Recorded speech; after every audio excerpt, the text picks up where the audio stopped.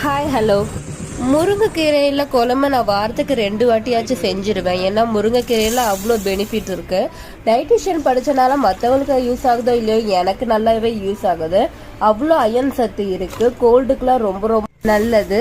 முருங்கைக்கீரையில் என்ன ஸ்பெஷல்னா, எப்பயுமே சின்ன வெங்காயத்தை நீங்கள் சாம்பாருன்னு எடுத்தாலே சின்ன வெங்காயம் போட்டாலே அது ஒரு நல்ல டேஸ்ட் கிடைக்கும். கமெண்ட்ல வெயிட் லாஸ் பண்ண பேக்க கேட்டீங்க. அந்த வீடியோட லாஸ்ட்ல உங்களுக்கு நான் கண்டிப்பாக அப்லோட் பண்ணுறேன். வெயிட் லாஸ் பண்ணணும்னு நீங்கள் நினைக்கிறீங்கன்னா, ஃபர்ஸ்ட் ஆஃப் ஆல் நீங்கள் உங்களோட மைண்ட் செட் லெவலில் ரொம்ப கிளியராக இருக்கணும்.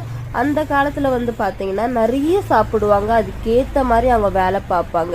அப்போல்லாம் ஹெல்த் கான்ஷியஸில் இல்லவே கிடையாது, ஜிம்மு கிடையாது, எந்த ஒரு டயட்டுமே கிடையாது. என்னைக்காச்சும் இந்த விஷயத்த யோசிச்சிருக்கீங்களா? அவங்களாம் எப்பயுமே ஆக்டிவாக தான் இருப்பாங்க. நம்ம பாட்டிலாம் பார்த்தீங்கன்னு வச்சுக்கோங்களேன், வீட்டில் சும்மாவே இருக்க மாட்டாங்க, ஏதாச்சும் வேலை பார்த்துக்கிட்டே இருப்பாங்க. எடுக்கும் போதே மொபைல் செத்துருச்சு. அது சார்ஜ் போட்டு உயிர் கொடுக்கறதுக்குள்ள சாம்பாரே வச்சுட்டா. மறக்காம சப்ஸ்கிரைப் பண்ணிருங்க, லைக்